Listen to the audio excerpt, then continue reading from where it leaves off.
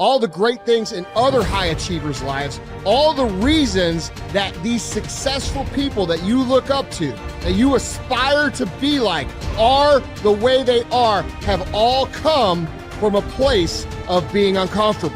That's just a fact.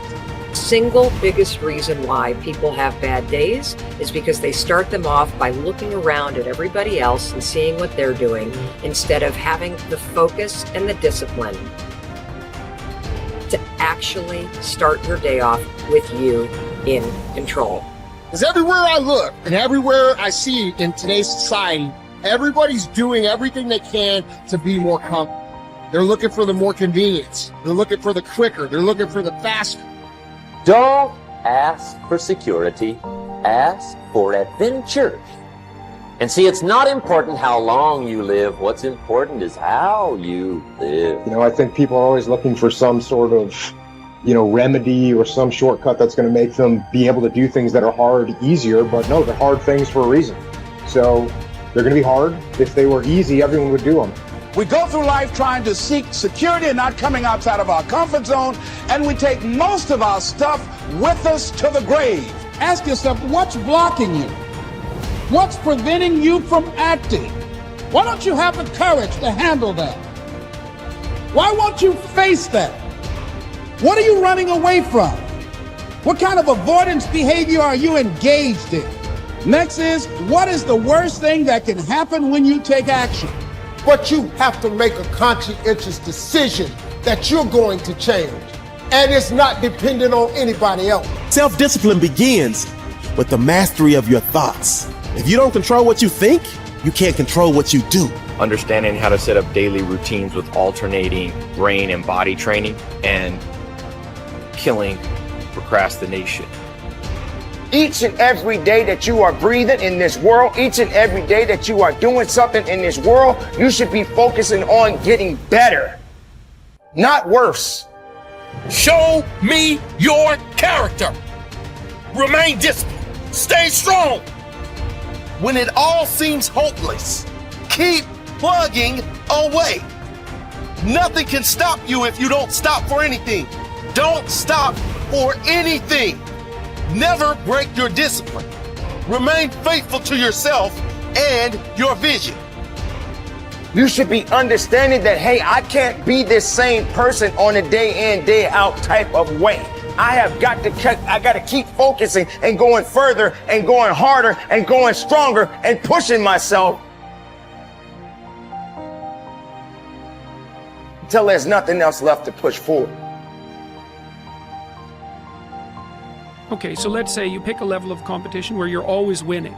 It's like, well, all that means is you've picked the wrong level of competition. Yes. Because, let's say you're a grandmaster chess player and all you do is play amateurs, and every night you go home and congratulate yourself on what a genius you are because you just stomped these people left, right, and center. It's like, you're not a genius, you're a dimwit. Right. What you should be doing is playing people who are beating you as much as you can tolerate. Right. So maybe that's 40% of the time, maybe it's 60% of the time.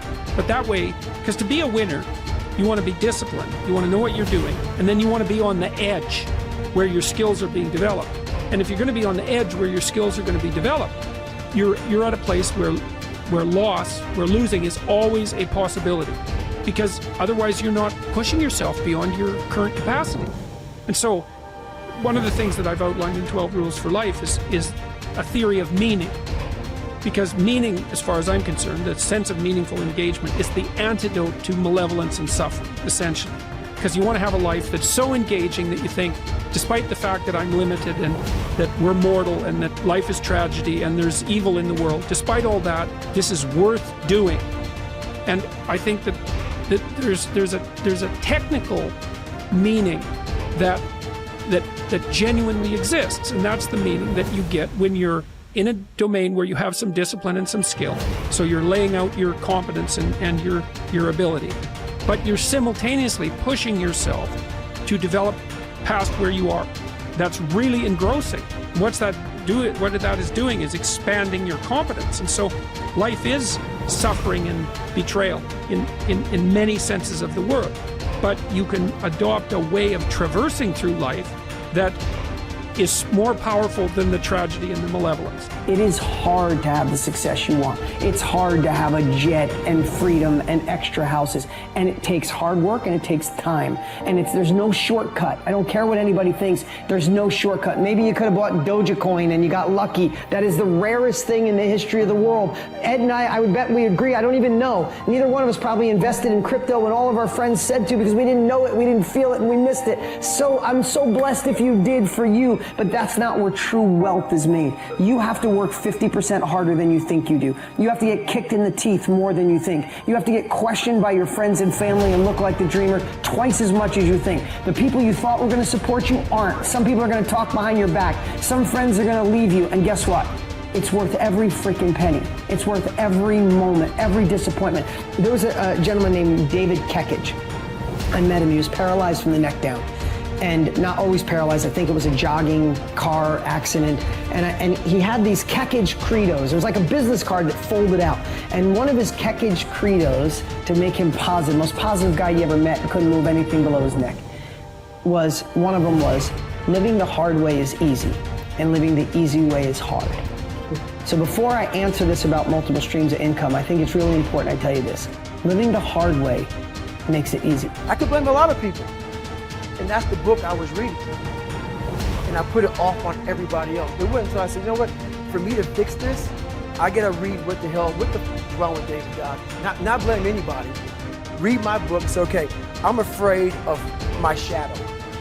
How can I overcome that? Go in the military, get your ass kicked, do things you hate to do, be uncomfortable every day of your life. Roger that. I'm not the smartest kid in the world. Okay. Instead of somebody saying, oh no, you're smart. No, don't say that to yourself. I said to myself, no, I'm a dumb motherfucker. Okay, roger that. How you get smarter? Educate yourself. So the things that we run from, we're running from the truth. We're running from the truth, man. So the only way I became successful was going towards the truth. As painful and as brutal as it is, it changed me. It allowed me to become, in my own right, who I am today. If you do what other successful people do over and over again, nothing can stop you from eventually enjoying the same rewards that they do. But if you don't do what successful people do, nothing can help you. Success is not an accident. Sadly, failure is not an accident either. You succeed when you do what other successful people do over and over until these behaviors become a habit. Likewise, you fail if you don't do what successful people do. In either case, nature is neutral. Nature does not take sides. Nature doesn't care. What happens to you is simply a matter of law. The law of cause and effect. You can look at yourself as a machine with a default mechanism. Your default mechanism is the almost irresistible attraction of the expediency factor. In the absence of self-discipline, your default mechanism goes off automatically. This is the main cause of underachievement and the failure to realize your true potential. When you are not working deliberately, consciously, and continuously to be and have those things that constitute success for you, your default mechanism is at work. You end up doing those fun, easy, and low-value things in the short term that lead to frustration, financial worries, and failure in the long term. One of the most important requirements for success, once you have decided what it is that you want, is the quality of willingness. Successful people are willing to pay the price, whatever it is and for as long as it takes, until they achieve the results they desire. Everyone wants to be successful.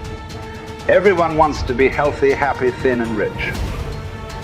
But most people are not willing to pay the price. Occasionally, they may be willing to pay the price, but they are not willing to pay the whole price. They always hold back. They always have some excuse or rationalization for not disciplining themselves to do everything that they need to do to achieve their goal. How can you tell when you have paid the full price of success? It's simple. Look around you. There it is. You can always tell how much of the price of success you have paid by looking at your current lifestyle and your bank account. By the law of correspondence, Your outer world will, like a mirror, always reflect the person you are and the price you have paid on the inside.